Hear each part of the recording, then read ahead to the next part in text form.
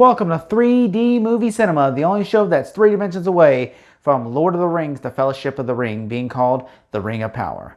I'm your host, 3D Jake, and today we're looking at Lord of the Rings, The Fellowship of the Ring, released in December of 2001.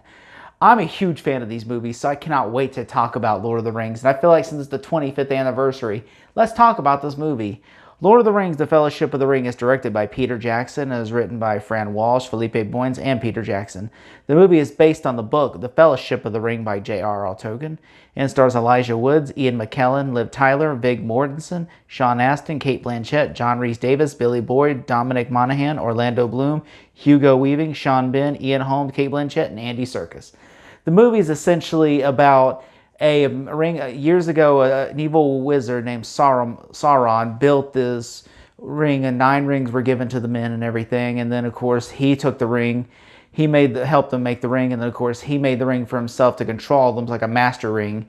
And so, after all this evilness was spread throughout the world, man, elves, and dwarves all come together, and we said, "Hey, we're not going to put up with this." And they basically, a giant war happened, and of course, they defeated Sauron, but then his ring, which his physical body was destroyed, but his ring was, basically MacGuffin to basically go around and spread more evil, and that's the only way keeping him alive. That's like his Horcrux. And so basically his ring's been passed down to Hobbit, to man, to different things, and it corrupts their minds every time because it's an evil ring. And so, of course, it comes down to a little creature, Hobbit named Gollum. Then that goes to another Hobbit named Bilbo. Then his passed down to Frodo, who's the protagonist of the story, who essentially he gets more corrupted by the ring each time. And so eventually his basically goal as a wizard named Gandalf, who shows up to Bilbo's party, basically takes them on. They go on their journey, and they meet people along the way to where eventually they become the Fellowship of the Ring, to which their head is to Mordor to destroy the Ring of Power. That is the long way to describe it, but I'm a big fan of Lord of the Rings. I remember seeing this movie back in 2001. I remember our neighbor had rented the movie from the video store, and they brought it over like, "Oh, you got to see this movie. It's so good." And I remember my mom, she had to watch stuff first, and so she watched it first to make sure we could watch it. But then I remember we watched it, and we were just in love with it, how great it was. We thought it was one of the best movies of the year. And so I just remember watching it was a VHS tape, and then I remember we got our grandfather to record it, but because it was so long, it only recorded half the movie. So up to the point where Gandalf says, "You shall not pass," and everything. And then that's basically when the movie would cut off. And so I'd watch it all the way up until that point, until that year, 2002, December. My mother had got it for me for Christmas on VHS. And I just remember watching the movie over and over and over again. And I was a big fan of this movie growing up as a kid. And I remember my mother, the 2002, I got a crap load of the toys for Christmas. I remember my mom got me lots of Fellowship of the Ring toys. I got like lots of things, Burger King toys and everything. And we were just rolling in Lord of the Rings stuff. And we remember my mom's dear friend of hers had like Lord of the Ring Burger King glasses because she worked at Burger King. Got Burger King glasses for the movie. And I remember we just like saw them like, "Oh, those are so cool."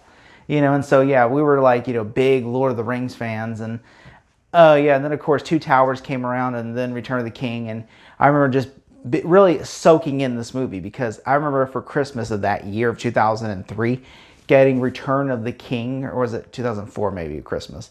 I remember getting Return of the King for the PlayStation 2 and just replaying it.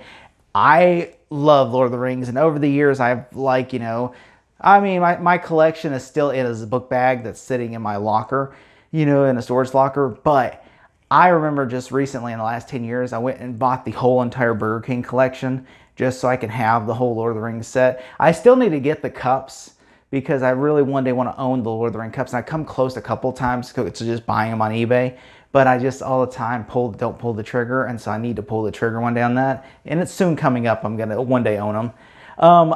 I've been hearing this since it's the 25th anniversary of this movie. I wanted to talk about it because everybody, it seems like, is talking about it, and so I just remember this movie was a big phenomenon. Like people, you could not meet somebody who hadn't talked about it.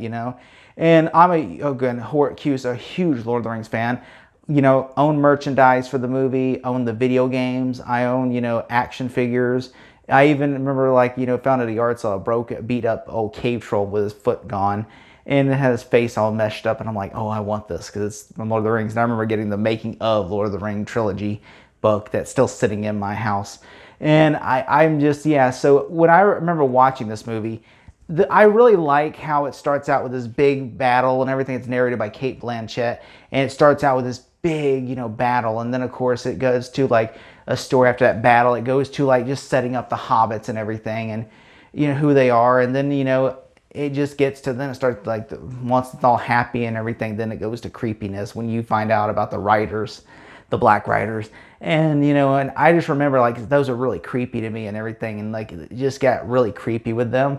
And then I remember whenever we get to, I think the creepiest thing was when you see the Black Riders for the first time exit the Gate of Mordor on horses, and you see like them. I mean, the scene where they were sitting hiding in the log from the Black Riders is so creepy. And then the scene that always gets me every time is whenever like the Black Riders show up at at the place is it the fishing boot or the sipping boot or whatever, the bar where Frodo and them go to the bar and they meet Aragorn.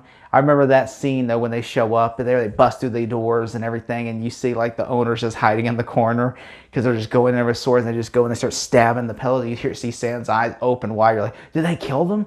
And then it turns out, no, it was a ruse because they knew that the hobbit-sized beds is where they would go. So they're sleeping in Aragorn's room as he's watching out the window with his sword out, just in case they decide to, go door to door. And I just remember that scene got me goosebumps because I'm like, it's so creepy and scary, and a scene that really sets the tone. And then the movie after they, of course, then later on, like he uses them as bait and they get set up and everything. And I just remember like Aragorn uses Frodo as bait, and then when he gets stabbed, Aragorn shows up and defeats him with his fire. But then then of course Arwen comes, and then she takes Frodo, and then they get wiped out by the river of horses. And I just remember that scene always gets me. I mean, my favorite scenes of the movie is probably whenever after they leave, River Run. Is it River Run? Rivendell. They leave there, and then they go to Moria, and it just feels like it's creepier there because they're just, first off, you have like whenever like they drop like like Pippin drops like the skeleton in there, and then like all of a sudden they have the cave trolls and the goblins, and they're all coming in the door, and it just gets intense. And they have to like fight them off and everything, and it's just so cool. I remember loving that scene. And then you have the scene, of course, where you got the scene where like the "You Shall Not Pass" scene with the Balrog is so epic, and then of course you have that you feel crying because Gandalf is gone. And then of course you find like the big orcs, like I remember that scene where the orcs they're digging through the mud of the trees, and the orcs are coming out, and that big ass one. And then the orc, they sit them leaving the hunt for the Fellowship, and I'm like, that is so cool. And I'm like, oh, and then like you forget about it because it sets them up.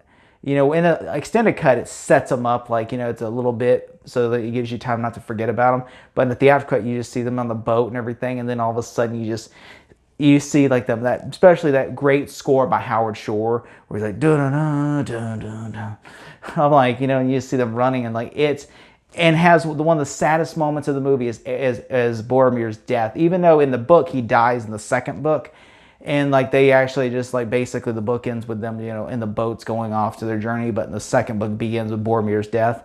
I love how they made it in this book because it's so epic how Boromir fights protecting the other two hobbits, Pippin and and so Merry and Pippin just like and they're like and he's just getting shot with arrow after arrow fighting for his life, and then like he finally, the last one is about to get shot in his heart.